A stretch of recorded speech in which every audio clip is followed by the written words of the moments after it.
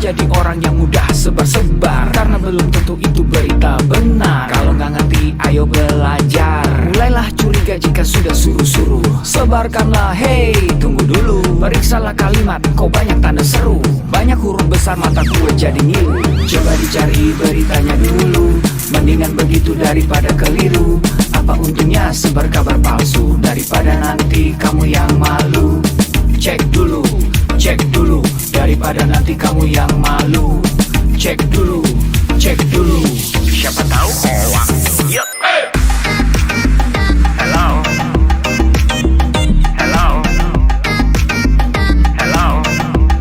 siapa tahu hoax.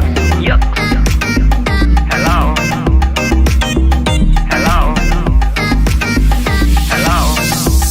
siapa tahu hoax. Hoax itu konten yang negatif, tujuannya itu ya provokatif. Paling cocok buat orang yang sensitif. Kalau ke gue ya gak efektif, tapi semua suka yang positif. Misalnya video yang inspiratif, meme yang lucu, itu juga sip. Positif, kreatif, dan produktif.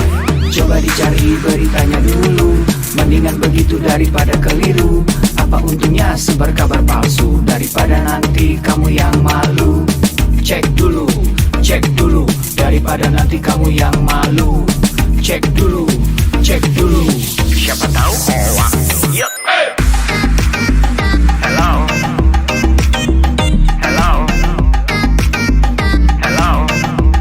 siapa tahu hoax. Yup. Hello,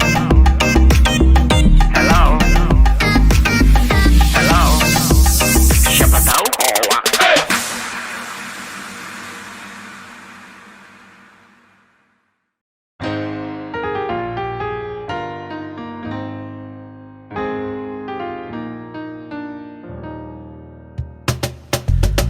Tolong aku melolong, baca sosmed bikin aku bengong. Banyak berita isinya bohong, bikin orang jadi saling menggonggong. Seperti ada niat sebar kebencian, tanpa peduli akan ada kerugian. Seperti dapat munculnya permusuhan, karena tertipu jadi curigaan. Gue pernah baca hoax di sosmed, yang jadi merugikan tukang trompet. Katanya trompet bisa bikin kanker, trompet sih cuma bisa bikin bibir doer. Sylvester Stallone dibilang mati, Brad Pitt juga dibilang mati, Mr. Bean, Jackie Chan juga dibilang mati. Seneng banget doain orang mati. Harusnya ada etikanya bermain sosial media. Tak bisa asal mengirim tanpa dipikirin, bisa fatal akibatnya. Bersihkanlah udara kita dari kebencian.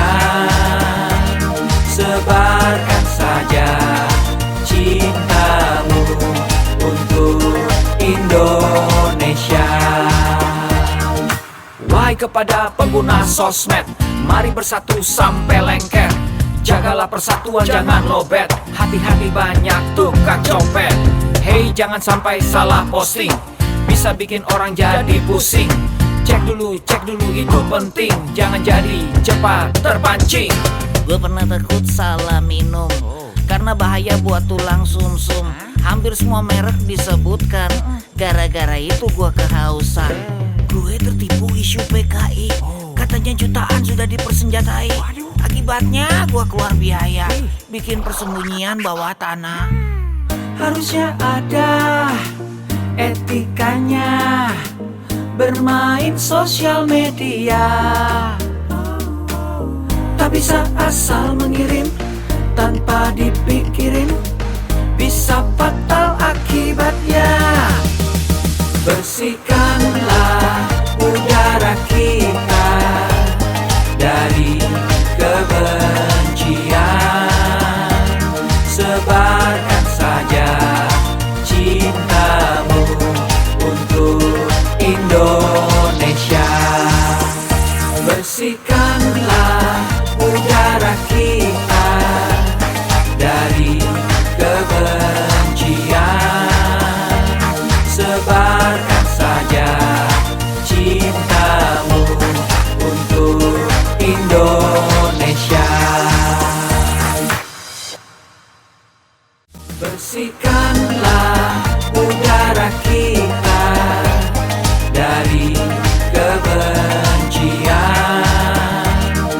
Tebarkan saja cintamu untuk Indonesia.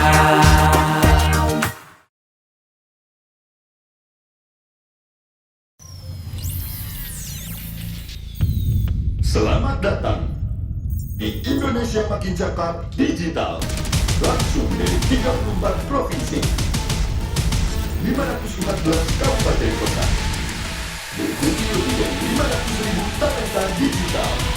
Inilah Indonesia Makin Cakap Digital.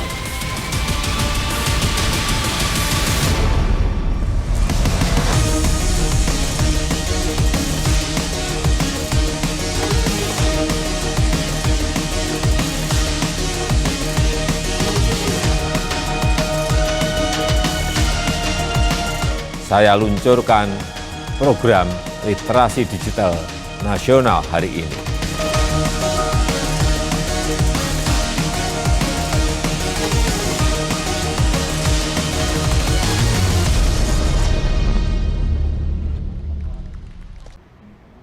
Assalamualaikum warahmatullahi wabarakatuh. Selamat pagi, apa kabar semuanya? Senang sekali hari ini kita dapat berkumpul di acara cerdas dan cermat berinternet di era pandemi, tentunya dalam rangkaian acara Gerakan Nasional Literasi Digital 2021 yang hari ini hadir di Kabupaten Landak, Provinsi Kalimantan Barat. Suatu kebanggaan bagi kami semuanya dan tentunya saya, Ovi Darin, dipercaya untuk menjadi moderator dan menemani Bapak Ibu hadirin sekalian dari awal hingga acara hari ini berakhir. Nah, acara hari ini hadir di teman-teman Kabupaten Landak berdasarkan fakta bahwa ternyata teknologi informasi dan komunikasi sekarang semakin berkembang pesat, dan hal ini dibuktikan oleh angka penetrasi pengguna internet di Indonesia yang mencapai angka 73,3%. Berdasarkan fakta tersebut, Presiden Republik Indonesia Bapak Joko Widodo menetapkan percepatan transformasi untuk mencapai digital nation, ya pastinya menjadi salah satu visi utamanya di masa pemerintahannya yang kedua. Dan sesuai dari arahan visi Presiden tersebut, Kementerian Komunikasi dan Informatika bersama mitra jejaring GNLD Siberkreasi telah menyusun sebuah peta jalan literasi digital tahun 2021-2024 guna meningkatkan partisipasi digital masyarakat, mendorong pengembangan ilmu pengetahuan masyarakat di bidang teknologi, informasi dan komunikasi, serta mendorong kecakapan transformasi digital dalam pemanfaatan teknologi baru. Nah, dalam peta jalan ini dirumuskan ada 4 kerangka dalam menyusun literasi digital, yaitu ada digital skills, digital ethics, digital safety, dan juga digital culture, yang mana diikuti dengan 3 kerangka program literasi digital yang akan menjadi materi dan topik kurikulum yang diajarkan ke masyarakat. Nah, ini terdiri dari digital society, digital economy, dan juga digital government. Oleh karena itu, Kementerian Komunikasi dan Informatika, khususnya Direktorat Jenderal Aplikasi Informatika dan Direktorat Pemberdayaan Informatika, melaksanakan kegiatan literasi digital untuk meningkatkan kemampuan dan pemahaman masyarakat dalam penggunaan teknologi informasi dan komunikasi serta berinternet yang baik dan benar melalui implementasi program literasi digital yang meliputi 34 provinsi, 514 kabupaten kota, dan akan melibatkan 110 mitra strategi siberkreasi dan juga stakeholder terkait lainnya. Begitu mengawali perjumpaan kita, marilah bersama-sama kita menyanyikan lagu Indonesia Raya 3 stanza dan berikutnya menyaksikan video arahan dari Presiden Republik Indonesia Bapak Joko Widodo.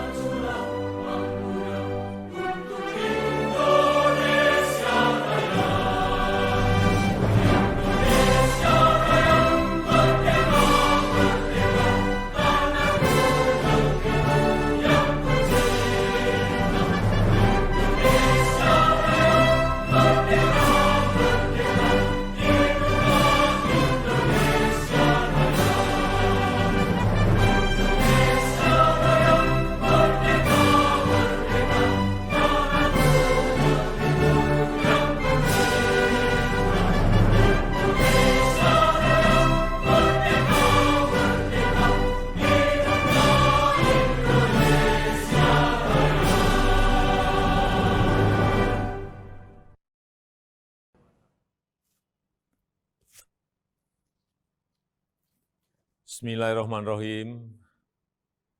Assalamualaikum warahmatullahi wabarakatuh. Salam sejahtera bagi kita semuanya. Shalom, Om Swastiastu, Namo Buddhaya, salam kebajikan.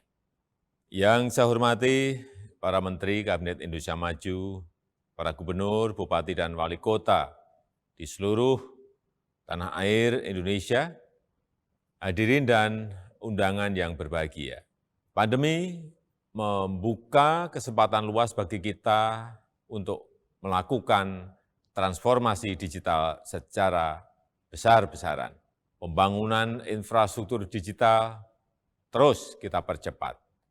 Ekonomi digital, terutama untuk UMKM, terus diperbanyak dan terus ditingkatkan. Pemerintahan digital juga terus diperkuat dan masyarakat disiapkan agar lebih cakap digital.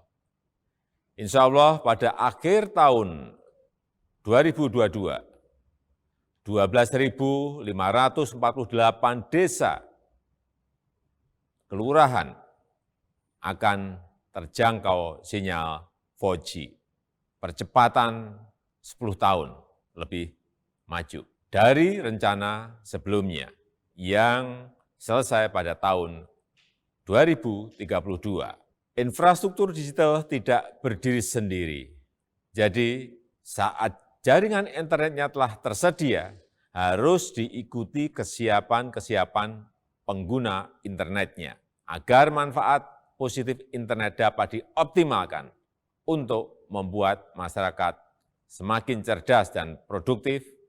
Sebaliknya, efek negatifnya harus dapat terus ditekan, terus diminimalkan. Bapak Ibu yang saya hormati, tantangan di ruang digital semakin besar, sangat besar. Konten-konten negatif terus bermunculan. Kejahatan di ruang digital terus meningkat. Hoax, penipuan daring, perjudian, eksploitasi seksual pada anak, perundungan siber, ujaran kebencian, radikalisme berbasis digital perlu terus diwaspadai karena mengancam persatuan dan kesatuan bangsa.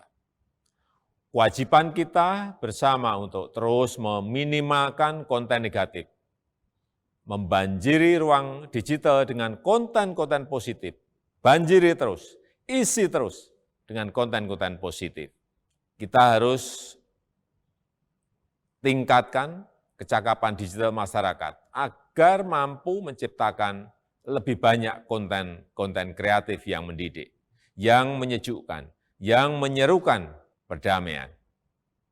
Internet harus mampu meningkatkan produktivitas masyarakat, membuat UMKM naik kelas, perbanyak UMKM onboarding ke platform e-commerce, sehingga internet bisa memberi nilai tambah ekonomi bagi seluruh lapisan masyarakat. Hadirin sekalian, literasi digital adalah kerja besar. Pemerintah tidak bisa bekerja sendirian. Perlu mendapatkan dukungan seluruh komponen bangsa agar semakin banyak masyarakat yang melek digital. Saya memberikan apresiasi kepada 110 lembaga dan berbagai komunitas yang terlibat dalam program literasi digital nasional ini. Saya harap gerakan ini menggelinding dan terus membesar, bisa mendorong berbagai inisiatif di tempat lain, melakukan kerja-kerja konkret di tengah masyarakat, agar makin cakap memanfaatkan internet untuk kegiatan edukatif dan produktif. Saya rasa itu yang bisa saya sampaikan, dan dengan mengucap Bismillahirrahmanirrahim, saya luncurkan program literasi digital nasional hari ini. Terima kasih. Wassalamualaikum warahmatullahi wabarakatuh. Om Santi Santi Santi Om. Namo Buddhaya.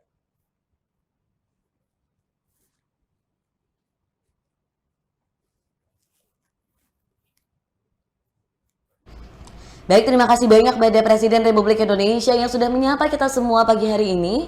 Berikutnya, bersama-sama kita akan mendengarkan sambutan dari Direktur Jenderal Aplikasi Informatika, Bapak Samuel Abriani Pangerapan PSI, yang kemudian akan dilanjutkan oleh Bupati Landak, yaitu Dr. Caroline Margaret Natasha. Pastikan kita selalu menerapkan protokol kesehatan dengan menggunakan masker, menjaga jarak, dan selalu cuci tangan. Assalamualaikum warahmatullahi wabarakatuh. Salam sejahtera bagi kita semua. Om Swastiastu, Namo Buddhaya, salam kebajikan. Rekan-rekan yang saya hormati, puji syukur kita panjatkan kehadirat Tuhan Yang Maha Esa. Atas berkat dan rahmatnya, kita dapat berkumpul secara virtual dalam keadaan sehat di tengah situasi pandemi COVID-19. Semoga kita semua senantiasa dilimpahi dengan kesehatan dan damai sejahtera dalam upaya kita melawan pandemi COVID-19. Menjadi kebanggaan tersendiri bagi saya untuk membuka acara ini, di mana acara ini merupakan sebuah kegiatan yang diadakan oleh Kementerian Kominfo bekerjasama dengan Cyber Kreasi di bawah kerangka program literasi digital.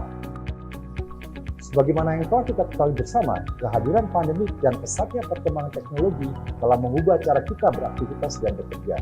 Kehadiran teknologi sebagai bagian dari kehidupan masyarakat inilah yang semakin mempertegas bahwa kita sedang menghadapi era disrupsi teknologi. Untuk menghadapi hal tersebut, kita semua harus mempercepat kerjasama kita dalam mewujudkan agenda transformasi digital Indonesia. Rekan sekalian yang berbahagia, salah satu pilar penting dalam mendukung terwujudnya agenda transformasi digital adalah menciptakan masyarakat digital, di mana kemampuan literasi digital masyarakat memegang peranan penting di dalamnya. Sebagai tingkat paling dasar, kemampuan literasi digital merupakan kemampuan yang paling krusial dalam menghadapi perkembangan teknologi saat ini untuk mewujudkan masyarakat Indonesia yang tidak hanya mengenal teknologi, namun juga cermat dalam menggunakannya. Pada tahun 2020, Kementerian Kominfo bersama Kata Data melakukan survei status literasi digital nasional, mengacu pada kerangka literasi digital milik UNESCO. Kajian tersebut menunjukkan bahwa indeks literasi digital Indonesia ada pada angka 3,47 dari skala 1 sampai 4. Di mana hal itu menunjukkan bahwa indeks literasi digital kita hanya ada pada sedikit di atas tingkat sedang, namun belum mencapai tingkat baik. Untuk mencapai tingkat literasi yang baik, pemerintah tidak dapat bekerja sendiri. Kementerian Kominfo bersama Cyber Kreasi dan berbagai stakeholder terus berupaya mengadakan berbagai kegiatan untuk meningkatkan kemampuan literasi digital masyarakat Indonesia, dan salah satunya adalah yang sedang rekan-rekan sekalian ikuti sekarang. Rekan-rekan yang saya hormati, dalam menghadapi perkembangan teknologi yang sangat cepat, literasi digital merupakan kunci dan fondasi utama harus kita semua miliki. Pemerintah dalam hal ini, Kementerian Kominfo, bersama dengan Cyber Kreasi berkomitmen akan terus melakukan upaya meningkatkan literasi digital masyarakat lewat berbagai macam inisiatif kegiatan. Adanya berbagai inisiatif kegiatan literasi digital diharapkan dapat memfasilitasi dan semakin mendorong terwujudnya masyarakat digital Indonesia. Keadaan normal yang baru, baik sekarang maupun pasca pandemi, akan mempercepat proses digitalisasi di berbagai lini kehidupan kita. Maka dari itu, kita harus mempersiapkan SDM kita dengan keterampilan digital yang sesuai untuk menghadapi perubahan ini. Akhir kata, mari kita membawa perubahan positif untuk Indonesia yang lebih baik. Kita ciptakan inovasi-inovasi berkualitas dengan mengembangkan talenta dan memaksimalkan potensi masyarakat digital Indonesia. Bersama kita dapat melalui pandemi dengan menjadi lebih baik dari masa sebelumnya. Demikian sambutan yang dapat saya sampaikan. Selamat mengikuti kegiatan, tetap semangat, dan salam literasi digital. Wassalamualaikum warahmatullahi wabarakatuh.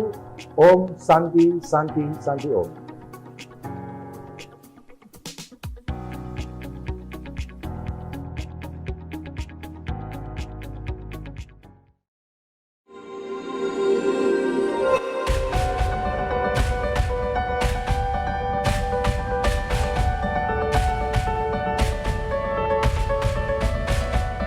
Program literasi digital bertujuan untuk membuat masyarakat cakap dalam menggunakan teknologi digital di tingkat dasar, media mahir, dan inklusif. Saya, Caroline Margaret Natasha, Bupati Landak, Provinsi Kalimantan Barat, mendukung kegiatan Gerakan Nasional Literasi Digital yang diselenggarakan oleh Cyber Kreasi dari Kementerian Komunikasi dan Informatika Republik Indonesia.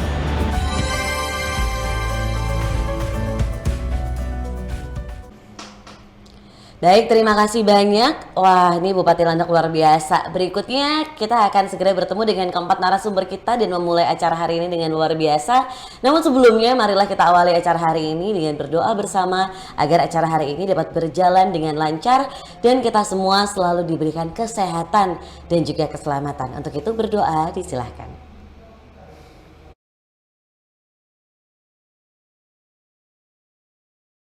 Baik, berdoa selesai. Terima kasih banyak. Nah, untuk seluruh peserta hari ini kita akan bertemu dengan 4 narasumber yang luar biasa ya. Yang pertama nanti kita akan bertemu dengan Widya Iswara pada Kementerian Agama yang akan bercerita mengenai bijak di kolom komentar. Lalu ada Pak Nomensen Lukas, Guru SMA 1 Sompek. Lalu Sompak ya, lalu berikutnya ada Kak Eiza Makfira, seorang radio broadcaster and podcaster yang akan cerita tentang budaya digital, peran literasi digital untuk merubah mindset konsumtif menjadi produktif. Dan terakhir ada Ibu Fenina Filastri yang merupakan guru SMA Negeri 1 Sompak akan bercerita mengenai tren pekerjaan dan usaha di dunia digital. Nah, namun sebelumnya teman-teman, saya mau mengingatkan untuk seluruh peserta yang sudah bergabung dengan acara kita hari ini bahwa ada beberapa hal yang harus diperhatikan nih dalam mengikuti acara hari ini, yaitu pertama dimohon untuk selalu mematikan mic-nya atau di mute dan tetap menyalakan kamera videonya. Lalu para peserta juga dianjurkan untuk mengisi pretest dan juga post-test, dan pastinya dilarang menyela pada saat narasumber berbicara dan nantinya dilarang juga untuk dilarang juga untuk mencoret-coret layar ya. Berikutnya peserta hanya boleh bertanya pada sesi tanya jawab atau setelah narasumber atau pada saat narasumber memberikan materinya. Nah, itu silakan bertanya di kolom chat, nanti kita akan bahas dan akan pilih pertanyaan terbaik di sesi tanya jawab setelah narasumber keempat ya. Berikutnya peserta akan mendapatkan e-sertifikat setelah mengisi post-test melalui link yang akan dibagikan di kolom chat, dan aplikasi Cyber Kreasi sudah bisa di-download di App Store dan juga di Google Play. Hari ini kita punya total hadiah senilai Rp1.000.000 yang akan kita bagikan untuk 10 calon pemenang yang beruntung. Caranya gampang, aktiflah bertanya ya, aktiflah bertanya dengan pertanyaan-pertanyaan menarik yang akan kita pilih, dan juga jangan lupa update keseruan acara hari ini di Instagram.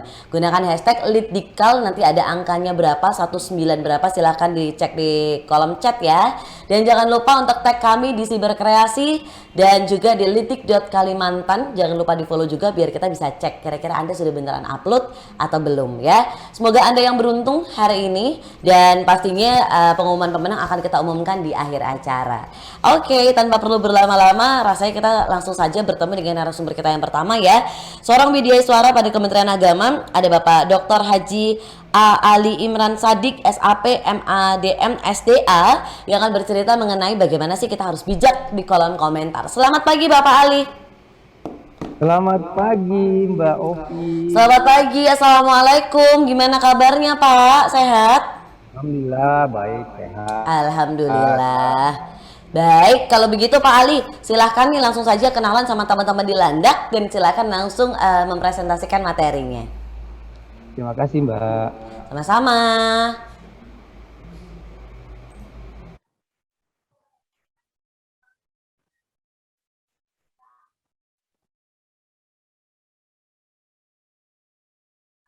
Baik, Bismillahirrahmanirrahim. Assalamualaikum warahmatullahi wabarakatuh. Sebelumnya saya sapa dulu para narasumber kita yang hebat-hebat ini. Ya. Ada Pak Nomensen Lukas, salam kenal Pak dari saya, Imran Pak, Makassar. Kemudian ada Ade Eiza Makfira, salam kenal Dek. Dan siapa lagi nih? Ada Ibu Nina Filastri, ya, salam kenal Mbak dari Makassar ya. Baik, dan saya juga mau menyapa para peserta literasi digital. Biasanya kami para trainer itu di awal harus menyemangati dulu. Pada saat saya katakan literasi digital, teman-teman semua menjawab dengan salam literasi dengan mengangkat jarinya seperti ini, tangannya seperti ini, simbol literasi. Ya. Semangat ya. Oke. Literasi digital, salam literasi. Ya. Baik, perkenalkan nama saya Imran. Ya, saya adalah wideswara atau kalau di istilah dunia swasta itu trainer ya. Kemudian saya juga adalah professional coach di Kementerian Agama dari Makassar ya. Saya dari Makassar. Terus materi yang saya bawakan hari ini adalah bijak di kolom komentar. Ya. Tapi sebelumnya saya akan memperlihatkan dulu data bahwa perkembangan internet di Indonesia itu ini dari Hotsuite mengatakan bahwa dari populasi 272 juta jiwa ya penduduk Indonesia itu ada 338 juta pengguna mobil. Ya. Kemudian pengguna internet itu ada 175 juta. Ya. Tambah lagi dengan pengguna sosial media yang aktif itu ada 160 juta. Ya, jadi memang luar biasa ya. Jadi kurang lebih 59% penduduk Indonesia itu pengguna sosial media. Nah, ada yang mengatakan, peneliti mengatakan bahwa postingan Anda di media sosial itu merupakan cerminan kepribadian Anda. Jadi semakin Anda bijak berkomentar di sosial media, maka itu mengindikasikan bahwa kepribadian Anda memang bijak. Nah, ini ada pernyataan yang menarik nih dari laporan Digital Civility Index dari Microsoft yang mengatakan bahwa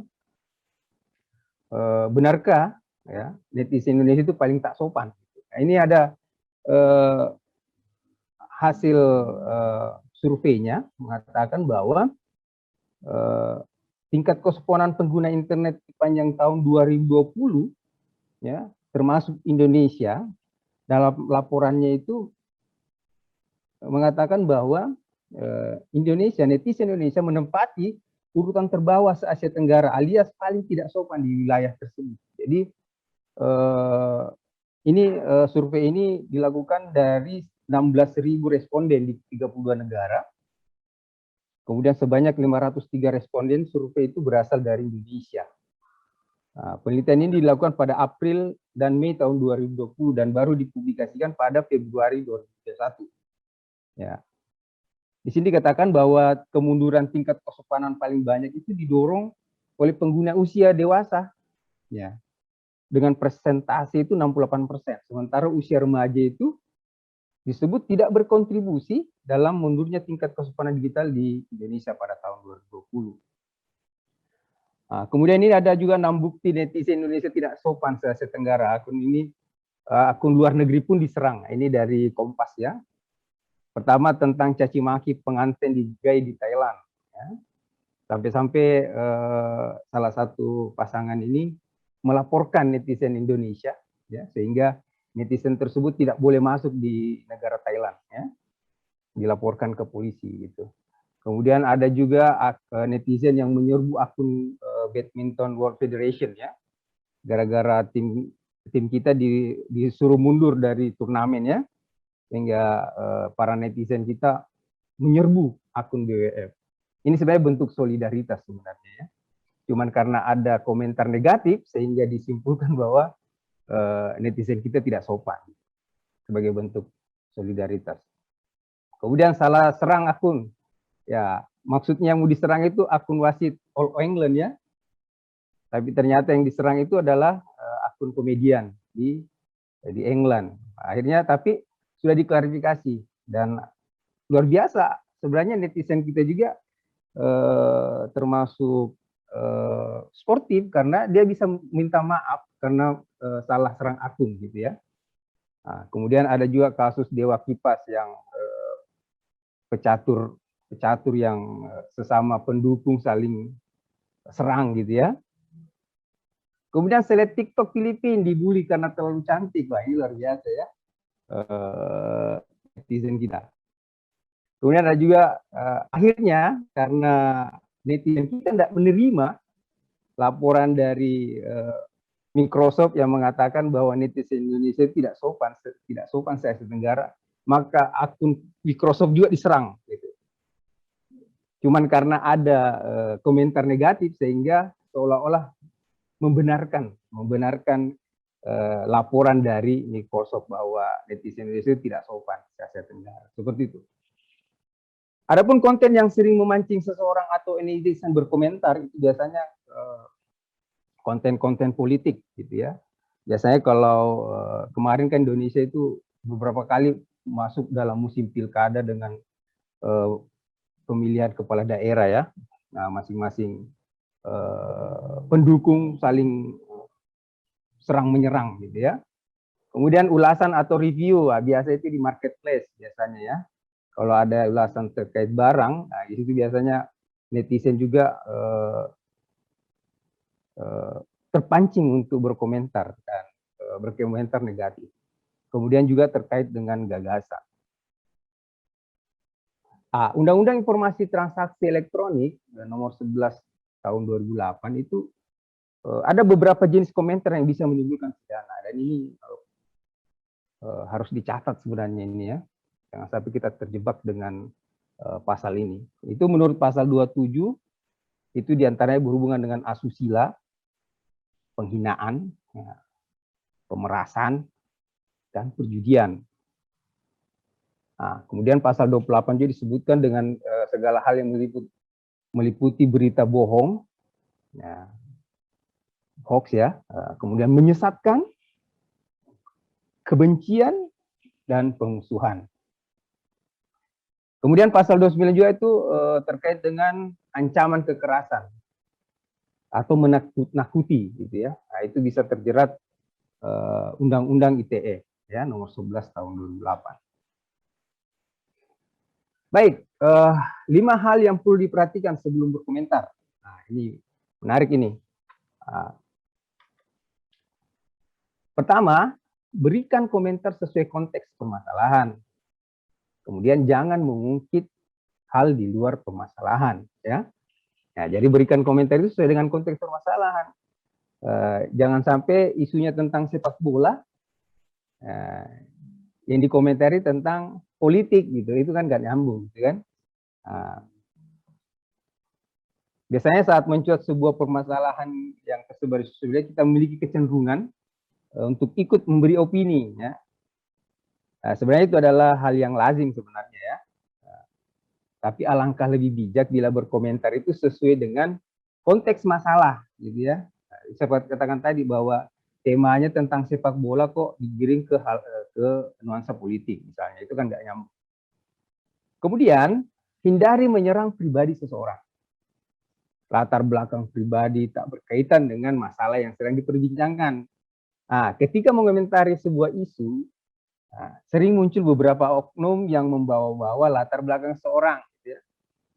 Kemudian mereka tidak lagi berkomentar pada konteks masalah, tetapi justru menyerang pribadi orang yang sedang diperbincangkan, atau malah menyerang sesama netizen. Nah, gitu ya.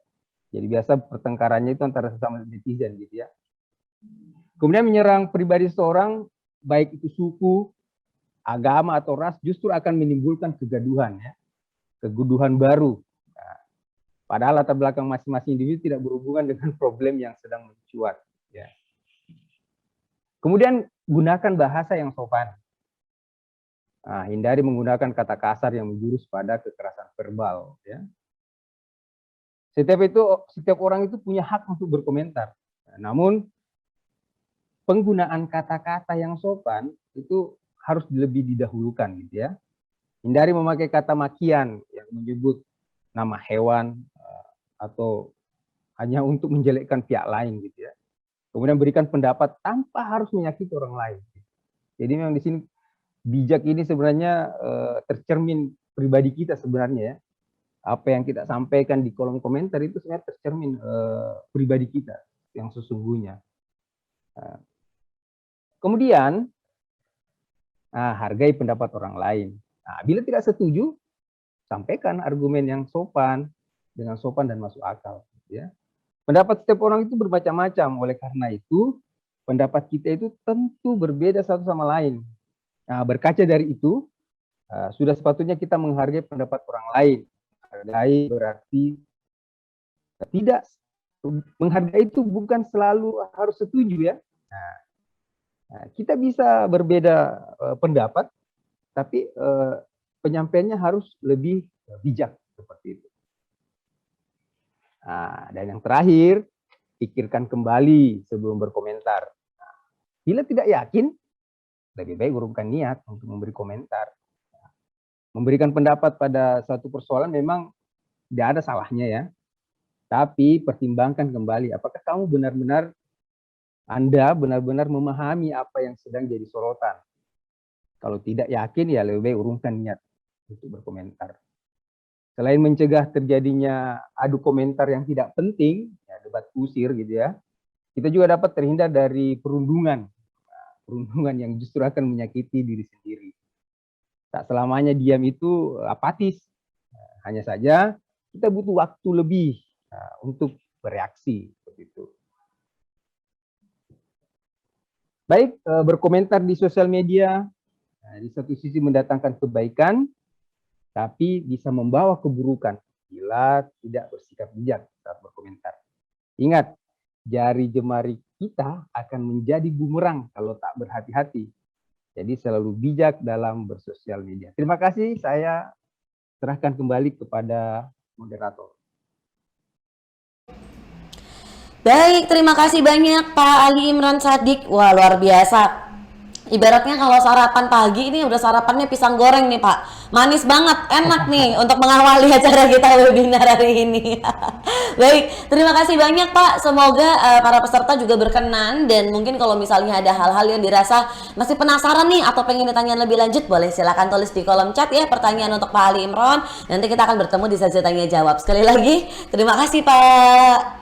Baik, kita beralih ke narasumber berikutnya.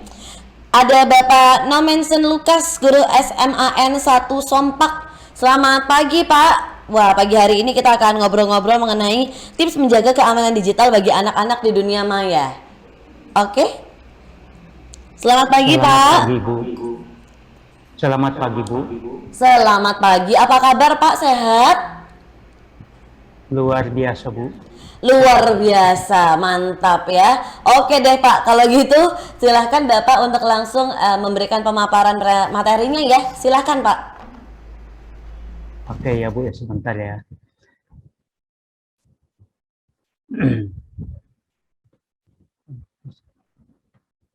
Pertama-tama saya ingin menyapa narasumber kita yang cantik, ya, yang cantik, dan juga kepada Ibu Moderator yang cantik, Pak Imran yang sangat luar biasa tadi pemaparannya. Nah, hari ini kita akan melihat tips menjaga keamanan digital bagi anak-anak di dunia maya.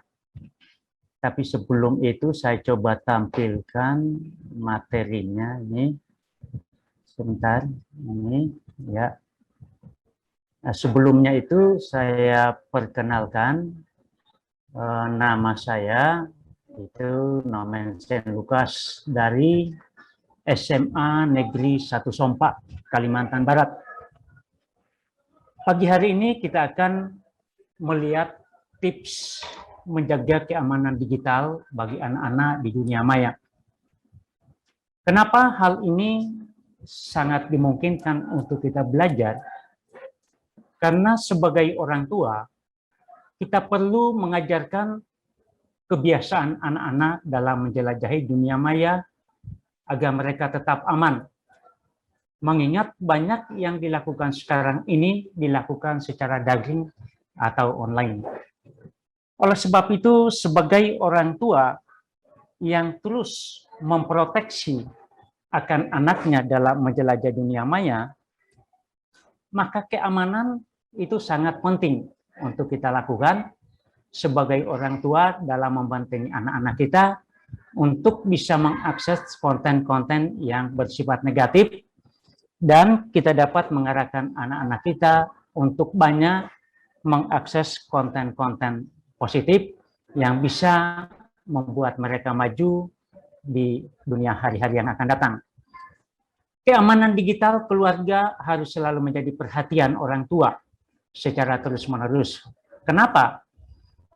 Karena banyak yang hancur keluarga, ini disebabkan karena penggunaan internet dalam rumah tangga, khususnya anak-anak, itu tidak pernah dikawal, dikontrol oleh orang tua. Nah, oleh sebab itu, kita lihat ada beberapa tips yang bisa saya share saat ini kepada pendengar semua, kepada semua kita yang mendengar langsung acara ini. Jadi ada beberapa hal yang harus kita perhatikan dalam memproteksi anak-anak kita, generasi kita, untuk bisa mengakses internet secara terus-menerus. Yang pertama,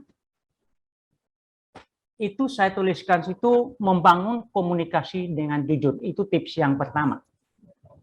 Artinya, bahwa komunikasi itu dibangun dengan kejujuran, karena ada orang-orang yang tidak pernah membangun kejujuran dalam hal berkomunikasi. Nah, oleh sebab itu kalau kita lihat arti komunikasi adalah pengiriman dan penerimaan pesan atau berita antara dua orang atau lebih, sehingga pesan yang dimaksud itu dapat dipahami.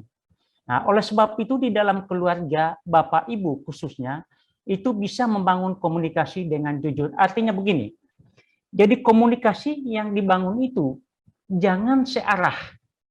Artinya hanya orang tua yang memberikan nasihat kepada orang tua, tetapi orang tua sendiri tidak pernah mendengar keluhan-keluhan apa yang disampaikan anak. Nah, oleh sebab itu komunikasi harus dibangun terbuka, jujur, dan apa adanya. Nah, oleh sebab itu orang tua bisa mengupayakan komunikasi yang jujur dan terbuka dengan anak tentang cara dan teman interaksi di dunia maya. Jadi orang tua harus bisa mengarahkan. Nah, dengan apa? Dengan berkomunikasi. Dalam keadaan santai, ya, dalam keadaan jalan-jalan, nah itu bisa orang tua berperan dalam menjaga anak-anaknya untuk masuk ke dunia maya atau internet. Yang berikut, ajari anak untuk berinteraksi di dunia maya dengan bahasa yang sopan. Nah, ini biasa kalau komunikasi misalnya dengan teman-temannya, misalnya candaan itu biasa mengucapkan kata-kata yang tidak sopan. Nah, disinilah peran orang tua untuk mengarahkan anak agar dalam berkomunikasi, baik dengan teman sebaya, yang lebih muda dari dia, yang lebih tua dari dia, untuk bisa menggunakan bahasa yang sopan atau bisa diterima oleh semua orang. Lalu, dengan komunikasi ini, kita juga sebagai orang tua bisa membuat peraturan bersama tentang cara, kapan, dan di mana mereka boleh menggunakan perangkat elektronik. Jadi artinya kita buat peraturan, ya, yang bisa dilakukan oleh kedua belah pihak, baik antara anak maupun orang tua. Nah, situ saya tuliskan membuat peraturan bersama tentang cara menggunakan perangkat elektronik di ruang terbuka. Nah, ini saya sarankan ketika Bapak Ibu bersantai di depan ruang keluarga atau di depan televisi, itu kita anjurkan anak-anak untuk bisa membuka internet ke situ. Jadi artinya kita ada keterbukaan satu dengan yang lain, ya. Jadi jangan merasa sembunyi-sembunyi. Jadi yang pertama, tips yang pertama yang harus kita bangun adalah komunikasi dengan jujur. Itu tidak ada lain, harus itu dalam memproteksi anak-anak kita dalam menjelajahi dunia maya. Lalu yang kedua, tips dalam menjaga anak-anak kita untuk supaya bisa mereka terlindungi dari dunia maya, itu memanfaatkan fitur perlindungan teknologi. Nah, jadi kita orang tua pastikan perangkat yang digunakan anak telah menggunakan piranti lunak dan program antivirus terbaru dengan pengaturan privasi yang diaktifkan. Nah, jadi ini setelah komunikasi tadi itu, nah lalu yang berikut kita harus membuat perlindungan teknologi. Misalnya HP ada kunci-kunci yang perlu dibuat orang tua sehingga anak untuk mengakses konten yang negatif itu bisa terkunci. Itu yang kedua. Lalu yang berikutnya, nah ini hampir sama dengan komunikasi. Ya, yang ketiga, sebelumnya ajarkan anak cara melindungi informasi pribadinya, terutama dari orang yang tidak dikenal. Nah, itu yang manfaat fitur perlindungan teknologi. Lalu tips yang berikutnya yang ketiga, menemani anak-anak mengakses internet. Nah, ini saya katakan tadi, itu bisa dilaksanakan itu kalau ada di ruang terbuka, misalnya di ruang keluarga, tempat santai. Tapi kalau sudah di kamar, orang tua sulit untuk bisa menemani anak-anaknya mengakses internet. Ciptakan kegiatan interaksi daring dengan teman, keluarga, atau orang tua sendiri dengan anak. Atau buat internet pola bermain, misalnya game. Jadi jangan banyak terlalu mengakses hal-hal yang tidak bermanfaat. Nah, ini diperlukan peran orang tua yang sangat tinggi bagi anak-anaknya. Lalu yang berikut, temani anak mencari aplikasi permainan atau hiburan daring lain yang sesuai dengan usianya. Artinya kita orang tua bisa dalam menemani anak-anak, bisa mengarahkan anak-anak untuk bisa mengakses aplikasi-aplikasi sesuai dengan umurnya dia, ya, sesuai dengan kebutuhannya dia. Nah, oleh sebab itu orang tua perlu meluangkan waktu untuk bisa menemani anak-anaknya dalam menjelajahi dunia maya atau berinternet. Lalu yang berikutnya, temani anak mencari aplikasi, saya sudah ini tadi itu permainan atau hiburan daring lain sesuai dengan usianya. Artinya arahkan anak-anak untuk bisa mengakses konten-konten yang bisa membuat dia maju, membuat dia atau sesuai dengan usianya. Lalu tips yang berikut di dalam berinternet dunia maya adalah ajarkan anak untuk tetap berperilaku baik di dunia maya. Nah, ini sopan santun. Nah, Pak Imran tadi sudah mengatakan bahwa internet itu akan sangat ditentukan bagaimana kita berkomunikasi satu dengan yang lain. Mengungkapkan setiap apa yang akan kita unggah di internet. Nah, oleh sebab itu, mari kita mau ajarkan anak kita supaya tetap berperilaku baik di dalam dunia maya. Meskipun itu dengan kawannya, meskipun itu dengan usia seusianya dia, maupun dengan orang-orang yang berumur di atas dia. Jadi hal-hal inilah yang perlu dilakukan orang tua untuk bisa mengamankan anaknya di dalam berinternet atau menjelajahi dunia maya. Sebab kita tahu kalau tidak ada perlindungan terhadap orang tua, kadang anak salah jalan, ya. Kadang anak mengakses konten-konten yang tidak sesuai dengan usianya. Nah, itu yang akan bisa saya pastikan bisa membahayakan anak untuk di masa-masa yang akan datang. Lalu yang berikutnya, yang kelima, tips yang berikut untuk bisa mengamankan anak-anak kita dari dunia maya. Yang kelima, berikan anak ruang untuk berinteraksi, mengekspresikan diri. Ya. Jadi memberikan kesempatan bagi anak untuk bersuara di dunia maya. Jangan anak-anak dikekang. Tetap kita lepas, tetapi dengan kontrol yang ketat. Artinya, dia bisa mengungkapkan bahasa yang sopan, yang teratur kepada orang yang sementara berinteraksi dengan dia. Mengungkapkan pendapat dan memberikan dukungan kepada mereka yang membutuhkan. Misalnya anak-anak ketika dia bertanya kepada kita siap meluangkan waktu sebagai orang tua untuk membimbing, mencari kebutuhan mereka di internet. Jadi itu yang harus kita lakukan di dalam memberikan kebebasan kepada anak untuk bisa menjelajahi dunia maya.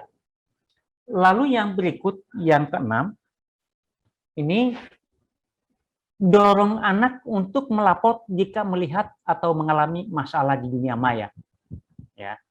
Ingatkan selalu jika anak merasa serang dibuli, diganggu, diancam, atau menemukan masalah di dunia maya. Biasanya anak-anak dari tadi saya katakan komunikasi, kalau tidak dibangun dengan terbuka, anak-anak biasanya takut untuk mengkomunikasikan hal-hal yang negatif yang dia lihat di internet.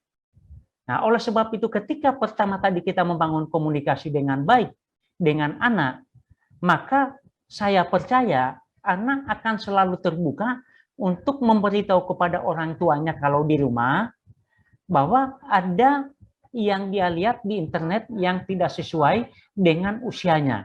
Itu di rumah, atau mungkin kepada gurunya kalau itu dia temukan waktu dia berada di sekolah. Dan hal-hal inilah yang harus dibangun oleh orang tua supaya anak-anaknya itu tidak merasa canggung untuk berkomunikasi dengan bapak ibunya. Karena di dalam keluarga itu ada orang tua yang tidak bisa berkomunikasi dengan baik dengan anaknya. Ya, diam-diaman gitu loh. Ya, kalau orang Jawa bilang diam-diaman, siapa kau, siapa saya. Jadi dibiarkan anaknya. Nah, oleh sebab itu, ketika kita mulai melihat dan mengalami hal yang seperti ini, pastikan anak-anak bisa melapor, bisa memberitahu orang tua, sehingga orang tua bisa langsung untuk memberikan jalan keluar dan jalan apa yang harus dilakukan supaya konten-konten yang positif atau mungkin dia diancam, diganggu, dibully, tidak terjadi untuk yang berikutnya. Jadi hal-hal inilah yang mungkin bisa saya share saat pagi hari ini. Tetapi mungkin dari keenam bagian ini, mungkin kita akan bertanya, ada orang tua yang tidak menguasai teknologi atau iptek. Misalnya tadi itu ada untuk kita memasang fitur-fitur kunci kepada perlindungan teknologi. Itu mungkin kalau orang tua yang gagap teknologi, mungkin tidak bisa. Nah, oleh sebab itu saya anjurkan yang satu tadi itu membangun komunikasi itu kunci. Ya, saya ada di Kalimantan Barat. Anak-anak saya semua kuliah di Jawa, Semarang. Ya, saya selalu membangun komunikasi dengan mereka. Saya tahu kuliah, mereka lagi kuliah, tetapi saya tetap WA meskipun saya dalam kelas, saya WA. Diam, gimana sekarang? Ada kuliah? Ada. 3 jam saya WA lagi. Gimana? Masih kuliah? Sudah, Pak. Nah, itu terus yang saya bangun. Jadi komunikasi itu penting, tidak ada lain. Komunikasi sangat penting untuk kita terapkan dalam anak-anak. Nah, oleh sebab itu sebagai orang tua dengan berkomunikasi kepada anaknya, saya percaya semua bisa berjalan dengan baik. Nah, oleh sebab itu dari pembahasan tadi di atas ada beberapa kesimpulan untuk mengakhiri tentang keamanan berdigital. Yang pertama, membangun komunikasi dengan jujur.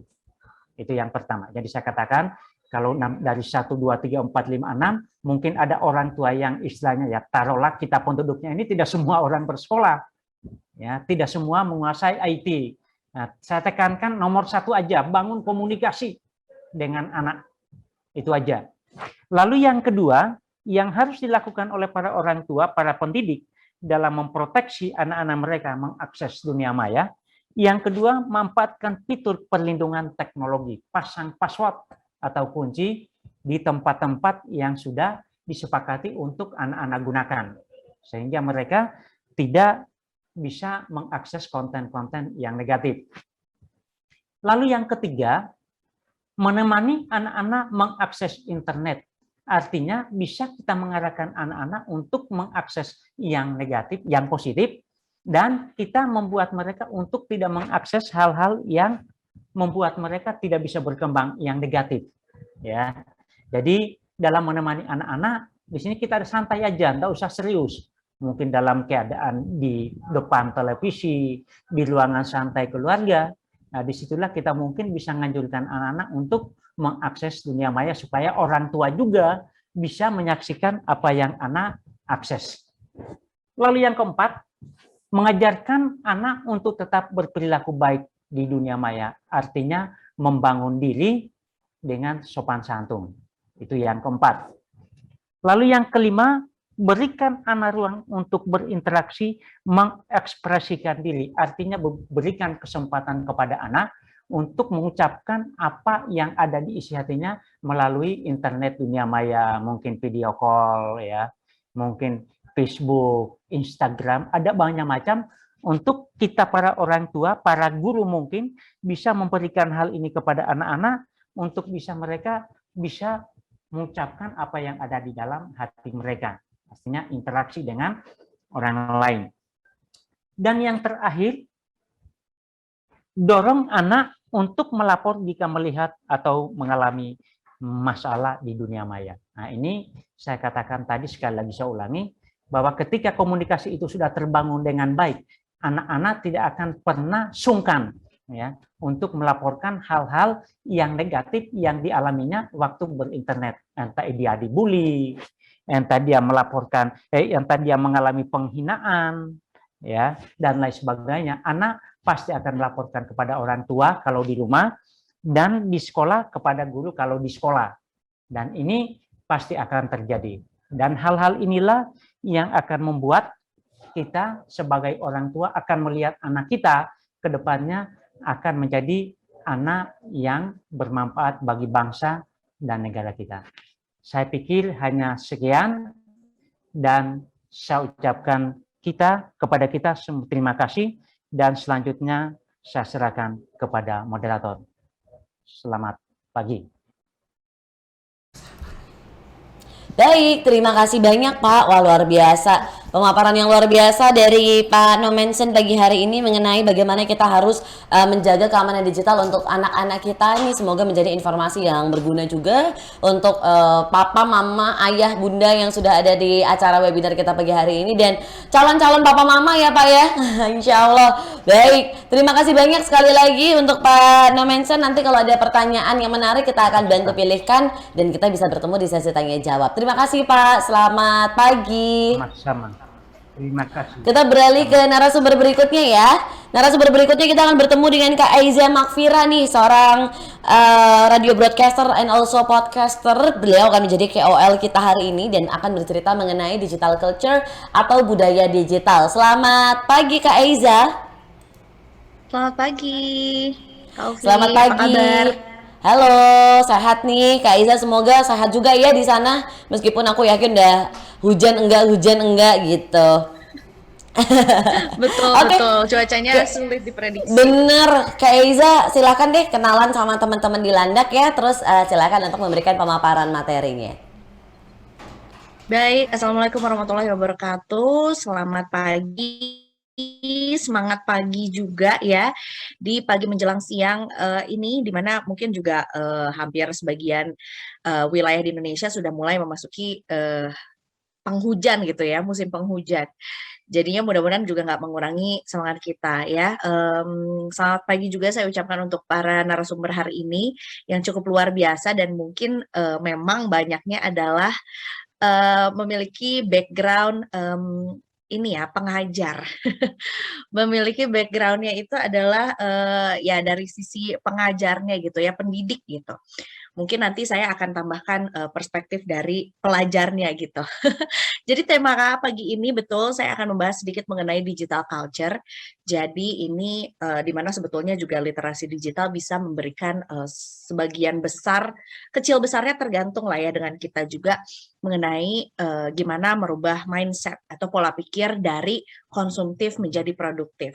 Sebelumnya perkenalkan, nama saya Aiza Makfira, asalnya dari Bandung. Memang pekerjaannya adalah seorang penyiar radio dan juga podcaster. Namun di sisi lain juga kalau ngomongin soal pendidikan, memang saya kurang nyambung sih. Saya di bidang pariwisata gitu. Kebetulan saat ini juga masih menjadi pelajar master untuk jurusan pariwisata juga. Jadi memang saya adalah produk, saya berani untuk bilang saya adalah produk digital banget, karena saya siaran, jadi host podcast itu belajarnya di internet, nggak saya pelajari dari kampus gitu, nggak saya pelajari dari satu institusi pendidikan gitu. Jadi mungkin saya akan memberikan semangat di mana sebetulnya internet ini memberikan banyak sekali peluang bagi kita yang punya hobi, bagi kita yang punya ide untuk menjadi lebih produktif juga gitu, tanpa meninggalkan kewajiban kita juga sebagai pelajar. Kalau misalnya memang di sini ada pelajar juga ya. Nah, ada satu quote yang memang paling sering saya bawakan ini ya. Satu mungkin kutipan ini yang cukup nyambung, cukup relate dengan yang kita bahas hari ini, bahwa sebetulnya saya highlight yang bagian merahnya, yang new technology will transform society for better or worse. Di mana sebetulnya teknologi-teknologi itu kan diciptakan untuk mempermudah kehidupan kita sehari-hari gitu ya. Dan mau nggak mau itu akan mentransformasi kehidupan kita di bidang sosial juga. Nggak melulu soal mempermudah pekerjaan di bidang transportasi misalnya, tapi juga di bidang komunikasi, tapi juga bagaimana cara kita berhubungan dengan orang lain, yang baik di dunia asli ataupun di dunia nyata. Di dunia asli atau sama nyata? Sama ya. Di dunia asli maupun di dunia maya. Namun, pilihannya ada di kita nih, di bagian terakhir, better or worse. Ke arah manakah mau lebih baik atau lebih buruk? Kalau misalnya kita tahu bahwa sekarang kemajuan internet udah bukan 2.0, 3.0, 4.0, saya juga nggak tahu tuh gimana cara mentransformasi sekarang udah tiba-tiba 5.0 aja. Nah, mungkin kita memang harus tetap mengikuti lah ya dengan perkembangan teknologi yang ada. Cuman harus pun dibarengi dengan kemampuan kita juga untuk berliterasi digital. Jadi yang menentukan lebih baik atau lebih buruknya bukan teknologinya, bukan gawainya, bukan laptopnya mahal atau enggak, bukan handphonenya terbaru atau enggak, tapi kitanya bisa nggak menggunakan dan memanfaatkan dengan lebih baik. Nah, kita beralih ke digital mindset atau pola pikir digital. Jadi secara sederhana ini tuh dijabarkan sebagai pola pikir yang terbuka akan perkembangan teknologi dan memanfaatkan teknologi untuk media eksplorasi.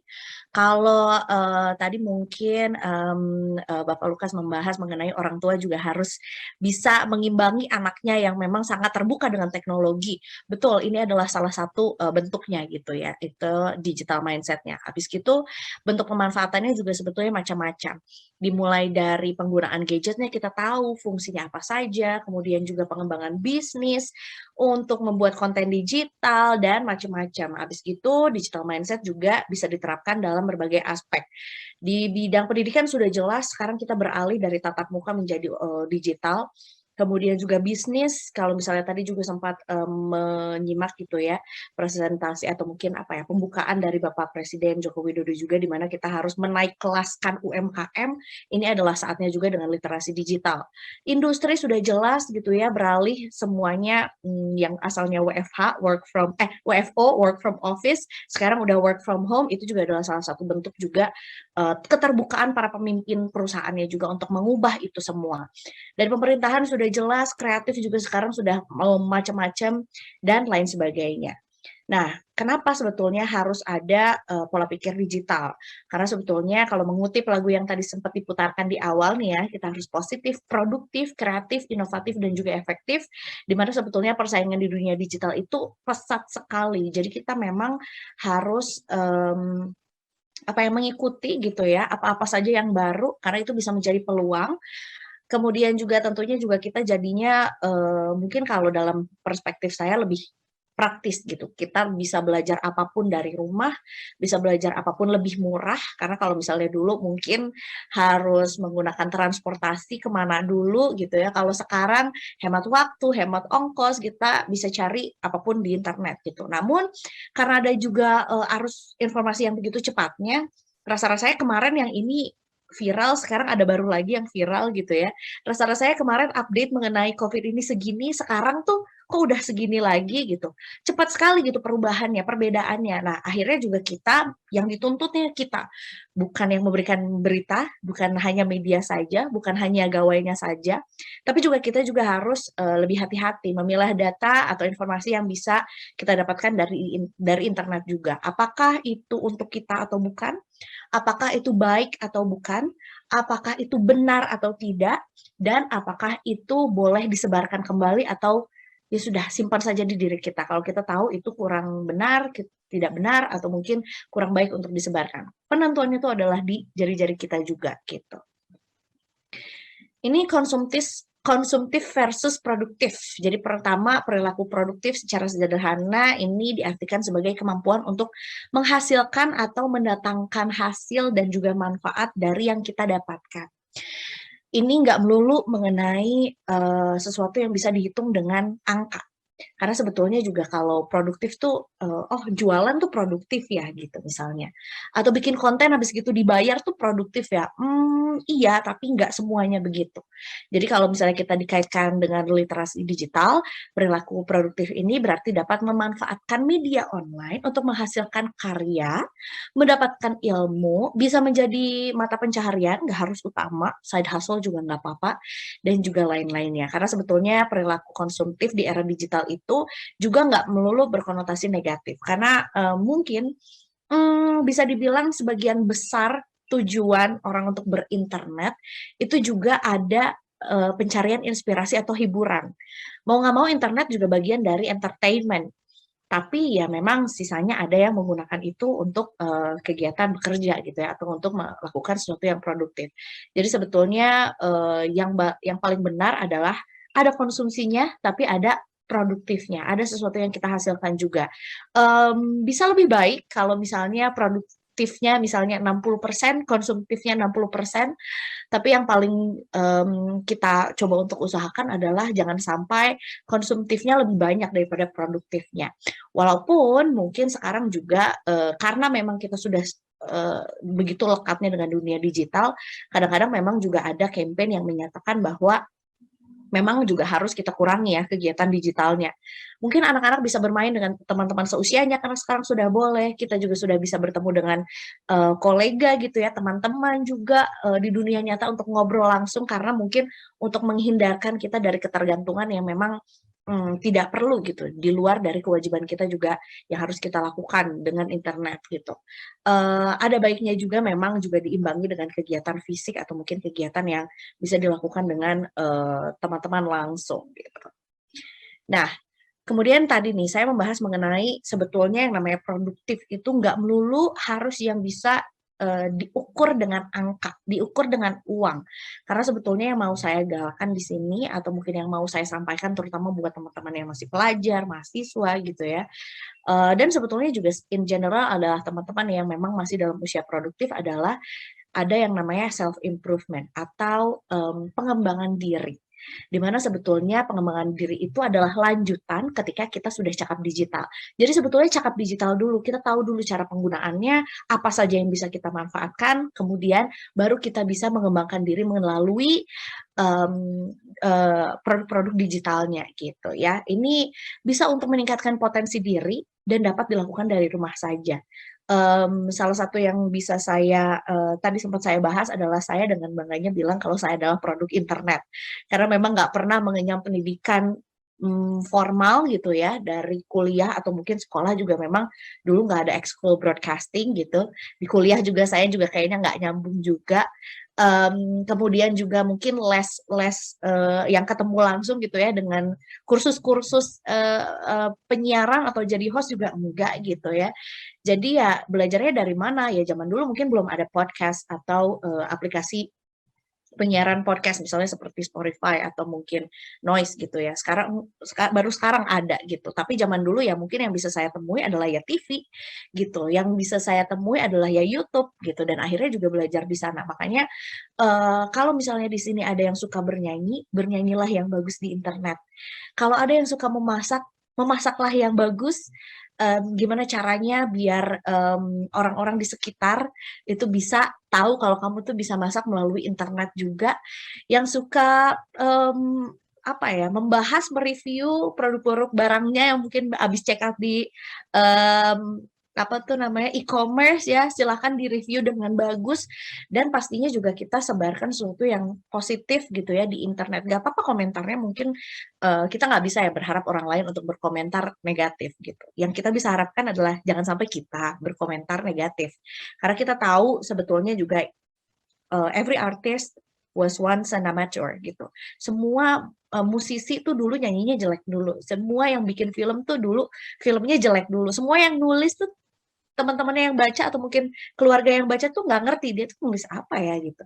Tapi ya berproses dan tentunya juga dengan adanya internet sekarang lebih mudah kita untuk mencari tahu mana sih yang sebetulnya bagus, mana sih yang sebetulnya berkualitas, kita amati, kita tiru, kita modifikasi. Mungkin banyak yang sudah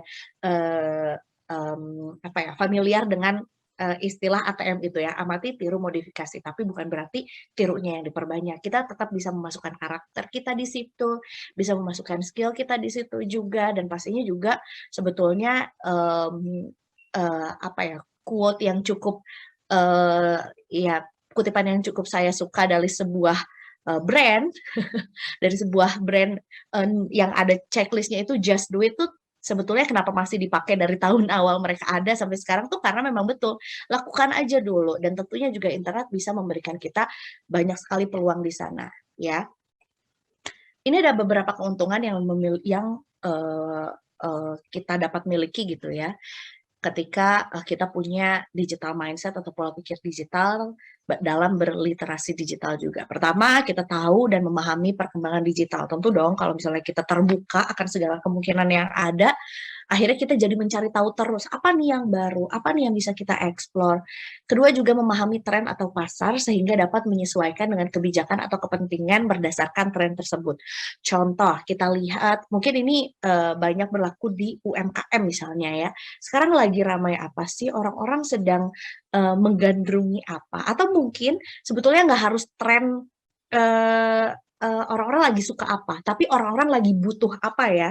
Sekarang misalnya semenjak kita tahu juga bahwa mungkin PPKM sudah diturunkan juga, orang-orang jadi suka atau boleh melakukan aktivitas traveling lagi, akhirnya kita tahu, oh berarti orang-orang sudah boleh nih main ke daerah saya lagi. Oke, kita promosikan pariwisata di daerah kita tuh ada apa melalui ini, karena kita udah tahu kan kalau orang-orang udah boleh jalan-jalan. Atau misalnya juga sekarang kita punya satu produk makanan kering, misalnya makanan tradisional atau mungkin kerajinan tangan. Kita tahu bahwa sebetulnya ada e-commerce yang sangat mendukung UMKM, dan juga kalau kita mau naruh iklan di sana atau naruh produk di kita tuh gratis misalnya. Mau yang warna apapun itulah, misalnya orange, hijau, biru, ungu. Sekarang kan banyak tuh e-commerce ya, tinggal dipilih sendiri. Kita cari tahu mana ya yang sebetulnya bisa menjadikan peluang kita untuk berjualan di sana.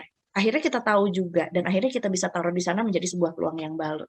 Gitu. Ini nyambung ke yang nomor ketiga nih. Jadi memiliki ilmu untuk mengembangkan diri, ya kan, baik di bidang sosial, profesional maupun di hiburan juga, dan selalu melihat sesuatu itu sebagai peluang, karena kita juga selalu terbuka dengan informasi yang ada. Dan kemudian juga keempat, kita jadi tahu cara untuk meningkatkan produktivitas, karena kita selalu diperlihatkan gitu ya, bahwa setiap orang tuh punya kesempatan yang sama. Kita sekarang sudah bisa menyebut lah ya, nama-nama yang sesuai dengan bidangnya kita. Ngomongin soal atlet, dulu mungkin kayaknya harus baca koran dulu, lihat di TV dulu, sekarang atlet sama dengan influencer juga. Kita tahu penyanyi, coba nggak mungkin nggak ada yang tahu nama penyanyi yang juga aktif di sosial media. Kemudian bisnis, orang yang punya bisnisnya banyak, sekarang juga punya kesempatan juga untuk berkarya di dunia lainnya, di dunia internet juga gitu. Jadi kita juga selalu tahu, terbuka bahwa sebetulnya juga dengan kita terbuka dengan internet, dengan kita melihat peluangnya juga, semua profesi itu punya tempatnya masing-masing gitu, dan semua punya kesempatan yang sama untuk berkembang juga. Tinggal kita yang mau usaha atau enggaknya gitu. Tantangannya mau atau enggak mau. Kalau mau yuk kita usaha sama-sama, kita cari tahu caranya, kita cari kenalan sebanyak-banyaknya, kita amati, tiru modifikasi yang mungkin juga bisa menjadi let's say idolnya gitu ya. Dan kalau siap atau tidak siap gitu ya, kalau siap, ayo kita maju bareng-bareng. Kalau tidak siap, kita juga masih punya banyak sebetulnya program seperti ini nih ya, literasi digital juga yang memang memberikan kita peluang gitu ya. Kita bisa berdialog juga dengan sosok-sosok penting juga. Kita juga bisa cari tahu ilmunya langsung dari orangnya juga. Karena sebetulnya sudah tidak ada barrier, sudah nggak ada penghalang lagi gitu ya untuk kita berkomunikasi dengan orang yang punya ilmu di bagian yang memang kita minati juga gitu. Itu mungkin yang bisa saya sampaikan. Ini beberapa sumber yang tadi saya comot. Mudah-mudahan juga informasinya sampai juga sama teman-teman, dan mohon maaf apabila ada kekurangan. Nanti habis ini kita ngobrol juga di sesi tanya jawab ya. Terima kasih, saya kembalikan ke Kak Ovi. Baik, terima kasih banyak Kak Eiza. Penyampaiannya luar biasa di pagi menjelang siang hari ini ya, pastinya tentang digital culture. Ini untuk teman-teman yang mungkin ada penasaran atau mungkin ada yang disampaikan sama Kak Eiza tapi pengen dikulik lagi lebih lanjut karena penasaran atau punya pertanyaan-pertanyaan lain yang menarik, boleh ya Kak disampaikan di kolom chat. Nanti coba akan kita pilih bersama dengan tim biar kita bisa ketemu Kak Eiza lagi di sesi tanya jawab. Thank you. Baik, terima kasih banyak untuk narasumber kita yang ketiga, KOL kita Kak Eiza. Berikutnya kita akan segera bertemu dengan narasumber kita yang terakhir untuk sesi pagi hari ini, yaitu ada Ibu Fenina Filastri SPD, guru SMA Negeri 1 Sompak yang akan bercerita mengenai tren pekerjaan dan usaha di dunia digital. Selamat pagi Ibu. Iya, selamat pagi. Selamat pagi, sehat Bu? Sehat. Oke, baik, alhamdulillah. Silakan Ibu untuk memberikan pemaparannya dan berkenalan sama teman-teman di Landak, silahkan. Oke, baik. Sebentar ya, saya buka dulu.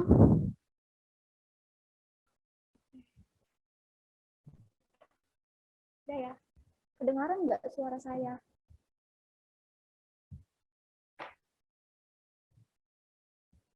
Halo? Sebentar. Halo. Suaranya kecil ya, Ibu? Iya. Kecil ya? Iya. Dan itu tolong di full screen Bu untuk materinya. Sudah cukup. Tolong di full screen Ibu untuk materinya.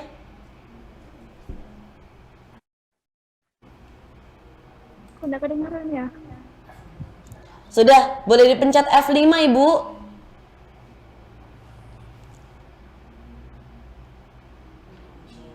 Sudah.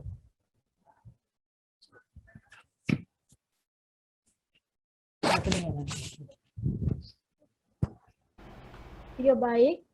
Selamat pagi. Nah, sebelumnya, saya akan membahas mengenai tren pekerjaan dan usaha di dunia digital. Nah, sebelumnya saya akan memperkenalkan diri terlebih dahulu ya. Nah, nama saya Fenina Filastri SPD, lahir 5 Januari 96 dan agama Kristen. Nah, saya guru SMA Negeri 1 Sompak, sama dengan Pak Lukas. Nah, langsung saja, mungkin tadi sudah banyak dipaparkan oleh Mbak Eiza ya, bagian saya yaitu bagian dunia digital, bagaimana internet memberikan peluang, dan bagaimana kita mengikuti perkembangan teknologi. Nah,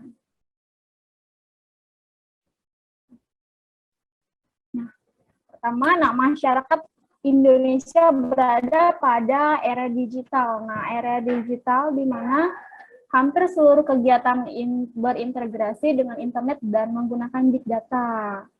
Nah, tidak bisa kita pungkiri, kita harus melek teknologi ya sekarang.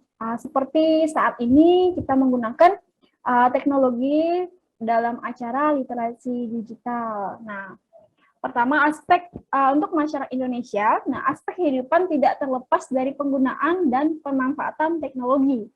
Nah, informasi dan komunikasi. Nah, di zaman sekarang apapun itu, misalnya WA, berita sama yang dipaparkan oleh Mbak Eiza tadi, semuanya kita mendapatkan sangat mudah sekali, misalnya di internet, di grup WA, dan sebagainya. Nah, yang kedua, terjadi pergeseran pola pikir, pola sikap, dan pola tindak masyarakat dalam akses dan distribusikan informasi.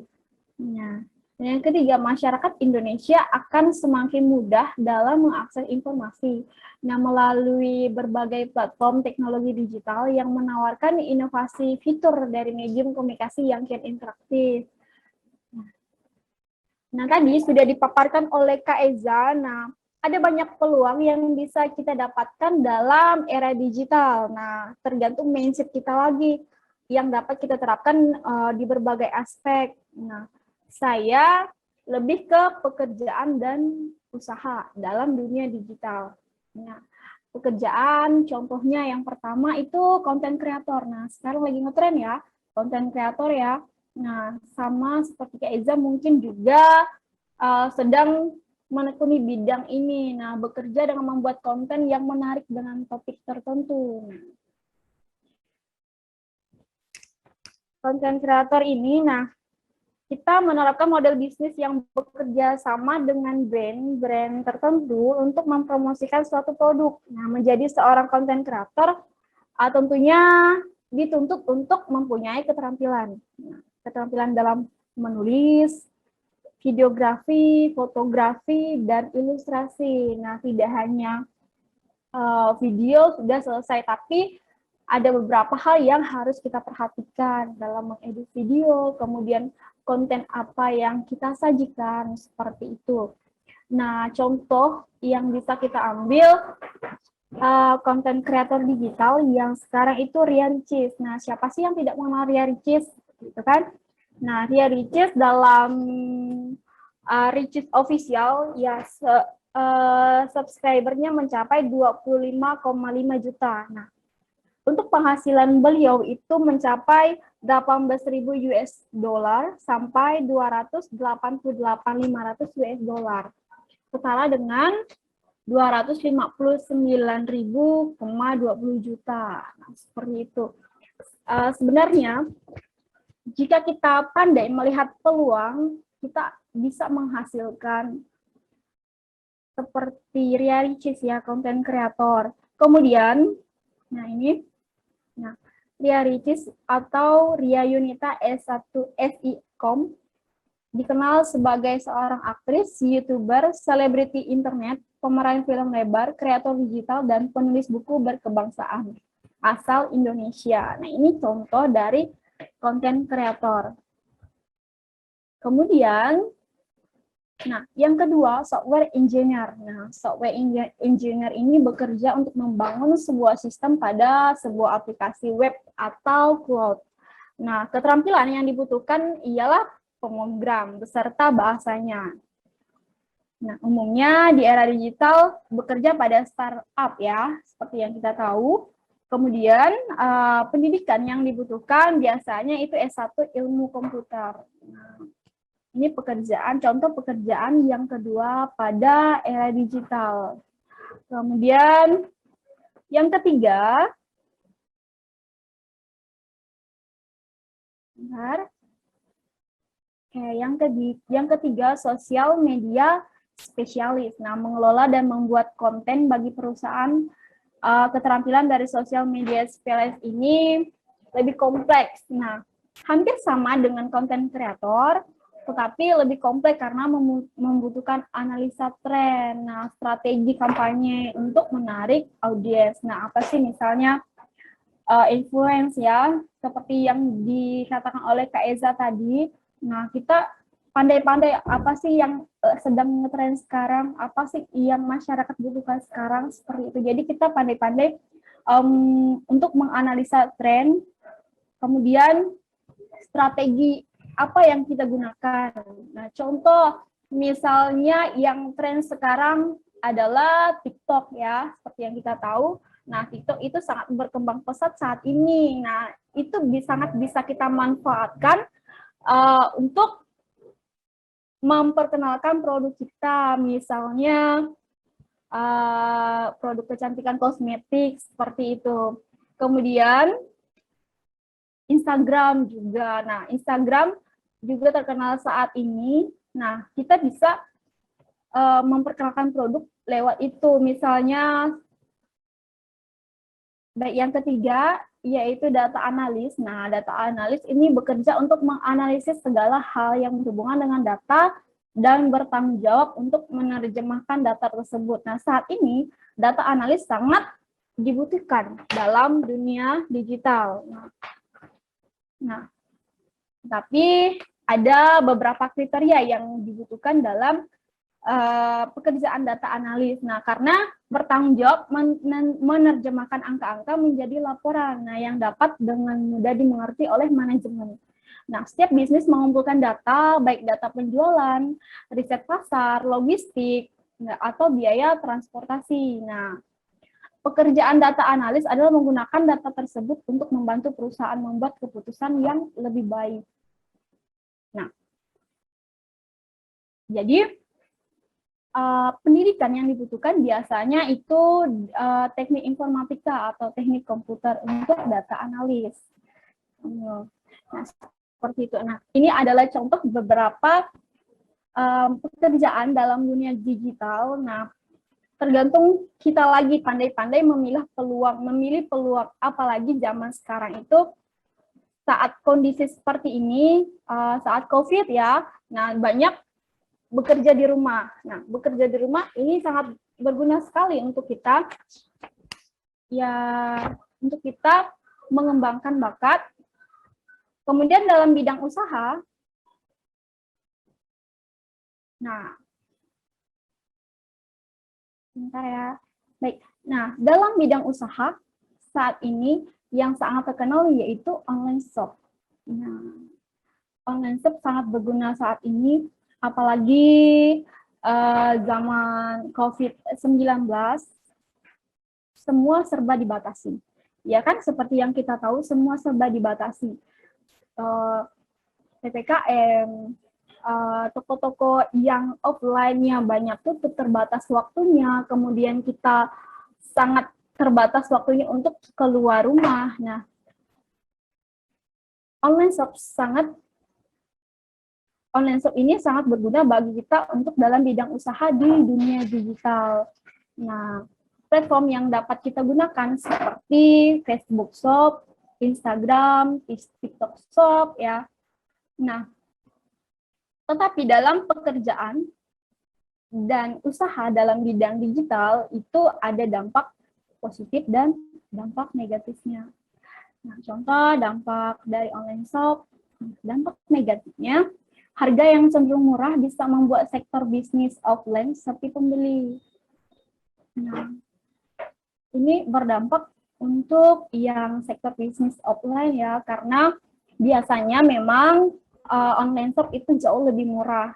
Nah, contoh Shopee misalnya. Nah, kita tahu bahwa di Shopee itu harganya sangat terjangkau. Nah, jadi konsumen lebih memilih untuk mencari kebutuhan mereka melalui online shop.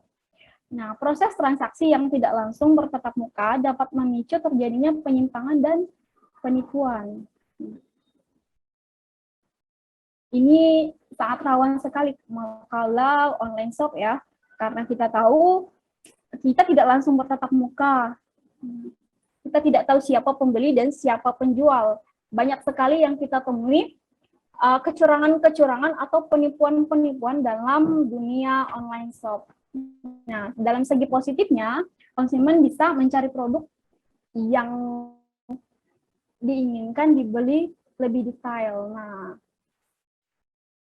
lebih detail, kemudian penghematan biaya, efisiensi waktu, dan tenaga. Nah, kita bisa menghemat biaya, efisiensi waktu, dan tenaga dengan hanya rebahan di rumah, duduk di rumah, hanya membuka aplikasi tertentu, kita bisa belanja dengan mudah. Oh, ini detailnya. Misalnya produk lokal dan produk luar negeri. Nah, kita bisa melihat di situ apa sih speknya, misalnya harganya, kemudian bahan-bahan yang digunakan. Misalnya kalau baju ya, kalau baju harga yang digunakan, bahan yang digunakan, harganya kita bisa membandingkan beberapa toko. Kemudian kita bisa memilih harga yang lebih murah misalnya. Kemudian jika kita sibuk ke beberapa kegiatan, tapi kita masih bisa berbelanja menggunakan beberapa aplikasi. Nah, kemudian yang ketiga, siapapun bisa menjadi penjual tanpa stok barang. Nah, ini sangat berguna sekali untuk ibu-ibu rumah tangga. Contohnya, sekarang banyak sekali ibu-ibu rumah tangga yang memulai bisnis di online shop. Nah, dengan Baik, terima kasih banyak untuk Bu Fenina. Saya rasa ada gangguan di jaringan, tapi tidak apa-apa. Kebetulan saya lihat ini materi memang sudah mau selesai ya.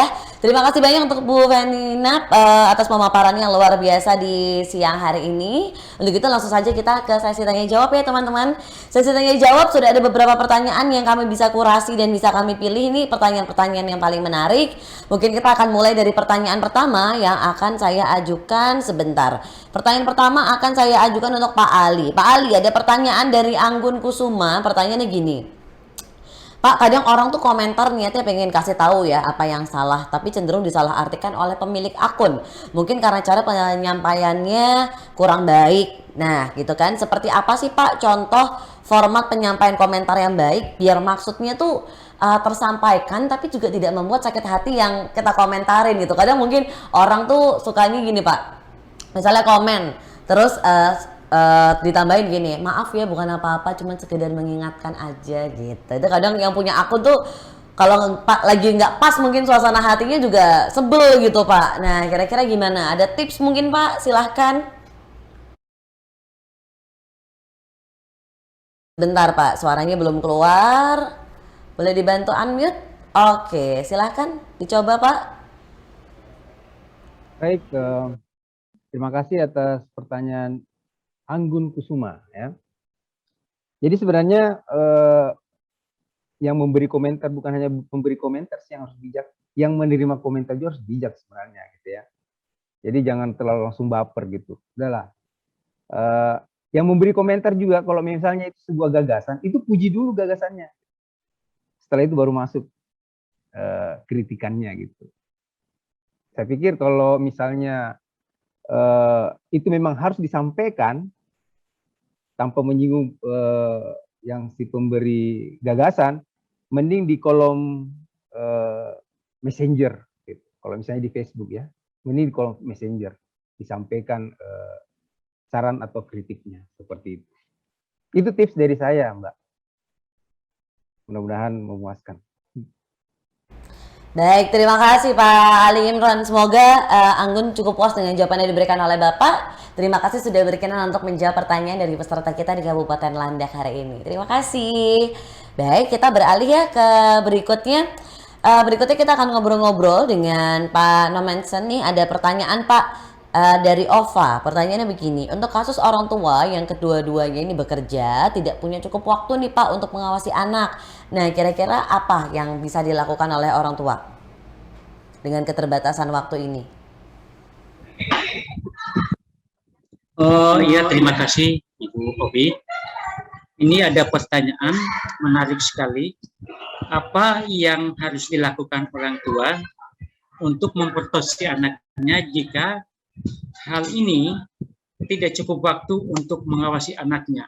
Nah, ini sering saya lakukan Bu. Saya berjauhan dengan anak-anak saya di Kalimantan Barat. Sumpah, anak-anak saya di Semarang semua. Ada yang Semarang, ada yang Bandung.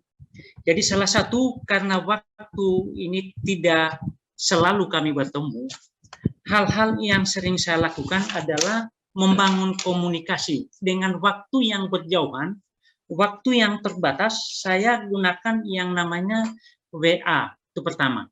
Ya, kadang saya tahu anak saya lagi kuliah, tetapi saya masih tanya, entah saya miss call, ya, entah saya WA sudah kuliah apa belum, video call, Facebook, itu selalu saya bangun komunikasi. Karena kejauhan waktu, terbatasnya waktu dan jauhnya jarak untuk berkomunikasi, maka hal yang sering saya lakukan seperti itu, Bu. Jadi untuk bisa memanfaatkan waktu, itu yang saya lakukan.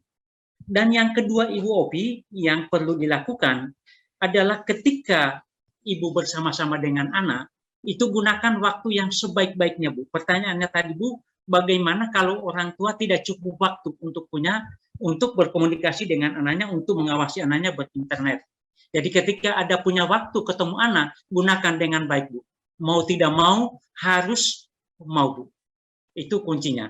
Dan yang terakhir yang ingin saya bagikan bahwa waktu itu berjalan terus. Oleh sebab Ibu Ova yang tanya tadi, saya kasih wejangan, Bu. Jadi begini, bukan waktu yang ngatur kita, tapi kita yang harus ngatur waktu, Bu. Kalau sudah begini, pasti on time. Saya katakan pasti on time. Jadi kalau kita sudah ngatur waktu, itu mesti ada waktu untuk anak-anak, untuk mengawasi, untuk bermain masih ada. Hanya kadang orang tua, keteteran waktu, orang Jawa bilang, karena memang dia diatur waktu, bukan yang ngatur waktu.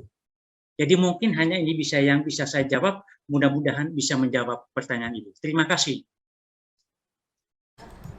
Baik, terima kasih banyak Pak sudah berkenan menjawab pertanyaan dari peserta hari ini. Nah, ini jawaban yang luar biasa. Semoga bisa cukup puas ya jawaban yang diberikan untuk Kak Ova Farisha yang bertanya pada hari ini. Semoga Kak Ova masih bergabung, bisa mendengarkan dengan baik dan suka dengan jawaban yang diberikan oleh Bapak. Terima kasih Pak sekali lagi. Baik, kita ke pertanyaan berikutnya ya. Pertanyaan ketiga hari ini ada untuk Kak Eiza nih. Kak Eiza, ada pertanyaan dari Rina Sendri. Saya hampir baca Rina sendiri ya. Ternyata namanya Rina Sendri. Pertanyaannya gini nih. Sekarang tuh semua orang bisa berkarya dengan apa yang mereka punya, bahkan menjadi influencer. Nah, Kak, apakah belum terlambat kalau misalnya kita baru akan memulai atau mulai mencari jati diri dan skill yang ingin ditekuni? Wah, ini pertanyaan bagus nih. Silakan Kak. Baik, terima kasih banyak Kak Reni atas pertanyaannya. Sebetulnya biasanya kalau misalnya pertanyaannya mengenai pencarian jati diri, sebetulnya usianya mungkin kayaknya nggak juga jauh-jauh nih sama kita ya. Karena biasanya mungkin pencarian jati diri itu di usia remaja atau dewasa muda gitu ya. Dan sebetulnya nggak ada kata terlambat juga untuk mengeksplor diri gitu. Setiap orang juga pasti kalau misalnya tadi saya sampaikan setiap orang punya kesempatan yang sama gitu ya. Sekarang semua usia juga punya kesempatan yang sama untuk mencari jati dirinya, baik itu di dunia maya gitu ya, apakah saya mau menjadi seorang penyanyi, apakah saya mau menjadi seorang celebrity chef misalnya ya, atau mungkin saya menjadi seorang yang suka bikin puisi, menulis buku gitu ya. Dan pastinya selama usahanya ada, nggak ada kata terlambat juga untuk mencari jati diri dan juga mengeksplorasi diri juga, terutama di dunia internet gitu. Karena sebetulnya setiap orang tuh ada kesempatan belajarnya gitu ya.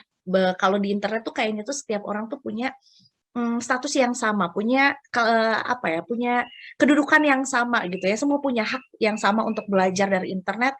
Semua orang punya hak yang sama untuk berpendapat di internet gitu ya. Tinggal etika digitalnya aja gitu. Tapi terlepas dari semua itu, saya rasa nggak ada kok yang namanya terlambat juga. Karena pastinya internet tuh selalu ingat bahwa internet ditemukan untuk mempermudah kita juga gitu. Kalau dulu nggak punya kesempatan untuk belajar make up gitu ya, karena mungkin keterbatasan waktu, keterbatasan usia, malu gitu ya, atau mungkin keterbatasan biaya gitu. Kalau sekarang kayaknya juga nggak ada yang ngelarang juga untuk belajar make up di usia berapapun, dan apalagi dari internet juga gitu. Jadi yang mau saya sampaikan, semoga terus semangat gitu ya untuk mencari jati diri, atau mungkin sebetulnya bahasanya adalah untuk mengeksplorasi gitu kira-kira apa yang mau dikembangkan lagi, dan selalu ingat kalau setiap orang juga punya kesempatan yang sama karena adanya internet gitu.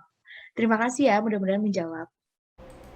Terima kasih Kak Eiza nih, semoga menjawab ya. Untuk tadi penanyanya adalah Kak Rina tuh. Jadi tenang aja deh, mau umur berapapun silahkan mencari jati dirinya. Nanti apa yang disuka ditekuni pasti insya Allah bisa berhasil. Terima kasih Kak Eiza sudah berkenan untuk menjawab pertanyaan dari peserta hari ini.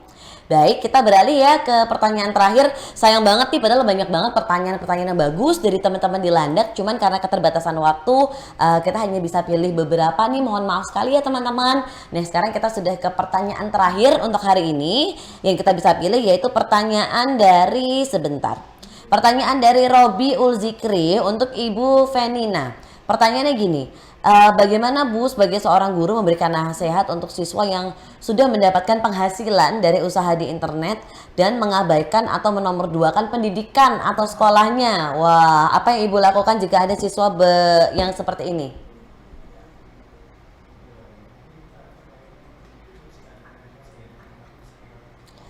Boleh di-unmute dulu Bu, suaranya belum keluar.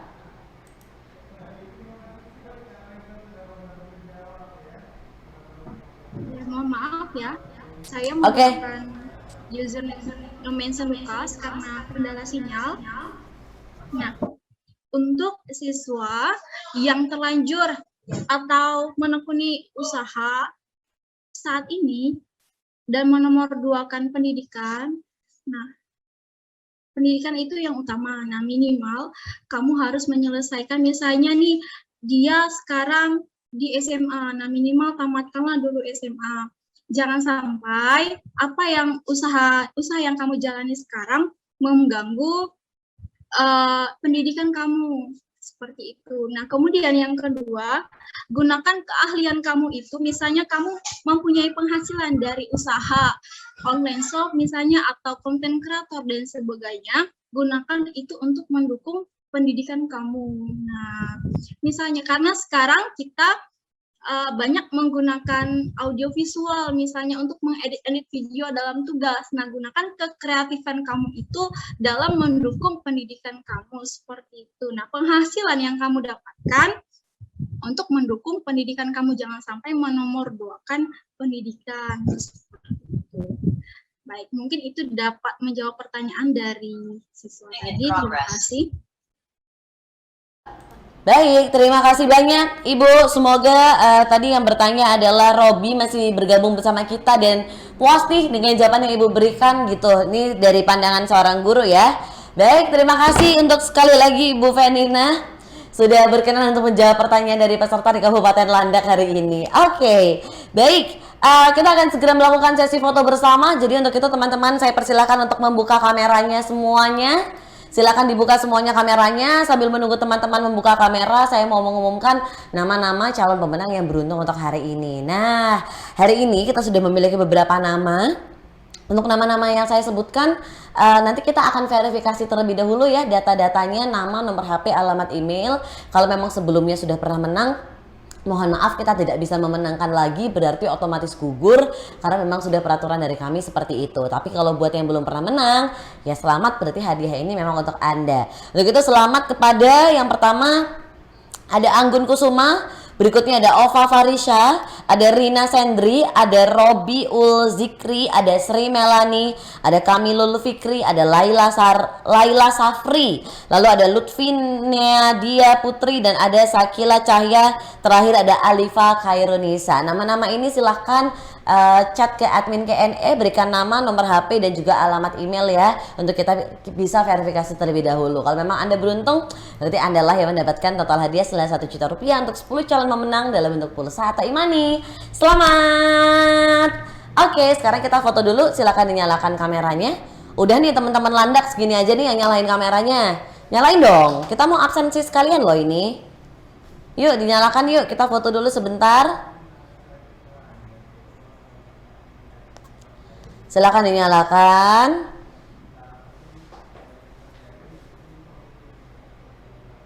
Oke, kita foto aja deh kalau gitu ya. Oke, salam literasi digital pakai L, Bapak Ibu.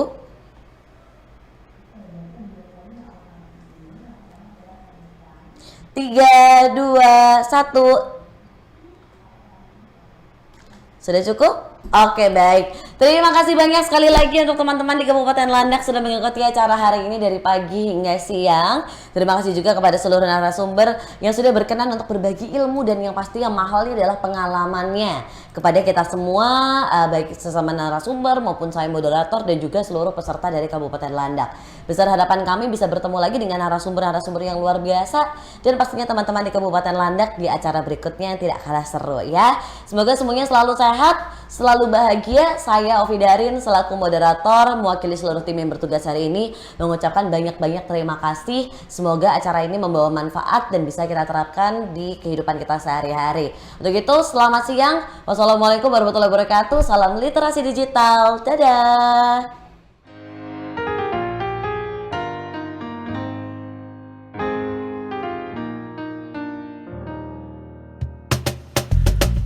Tolong aku melolong, baca sosmed bikin aku bengong.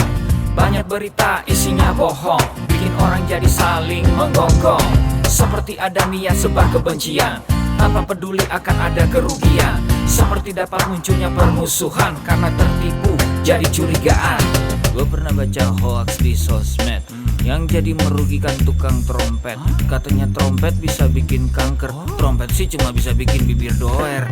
Sylvester Stallone dibilang mati, Brad Pitt juga dibilang mati, Mr. Bean, Jackie Chan juga dibilang mati.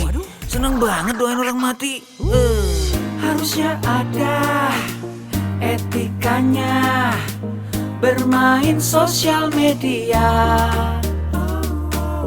Tak bisa asal mengirim tanpa dipikirin, bisa fatal akibatnya. Bersihkanlah udara kita.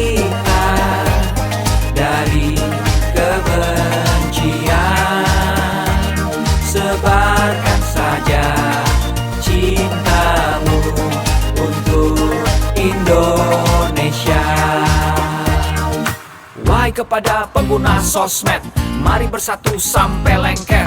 Jagalah persatuan, jangan lobet. Hati-hati banyak tukang copet.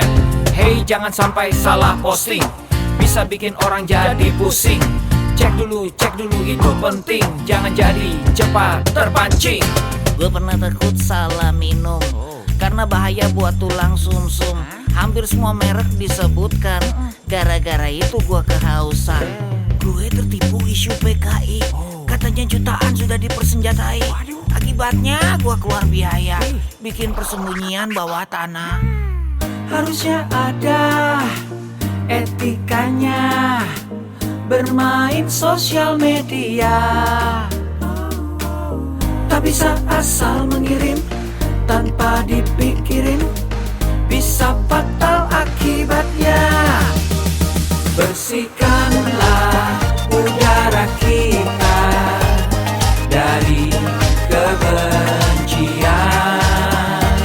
Sebarkan saja cintamu untuk Indonesia. Bersihkanlah udara kita dari kebencian. Sebarkan saja cintamu untuk Indonesia. Bersihkanlah udara kita dari kebencian. Sebarkan saja cintamu untuk Indonesia.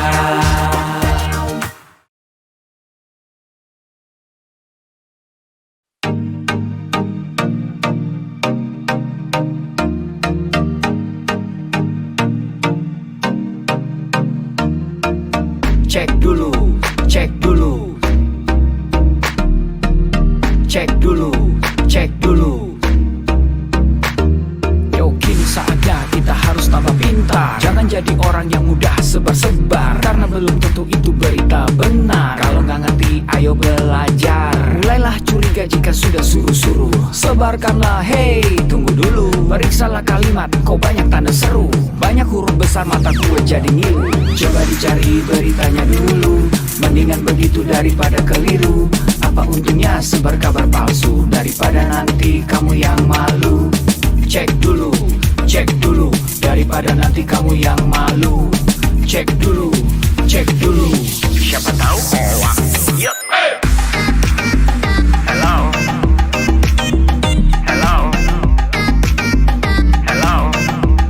Siapa tahu hoax. Yuk. Hello.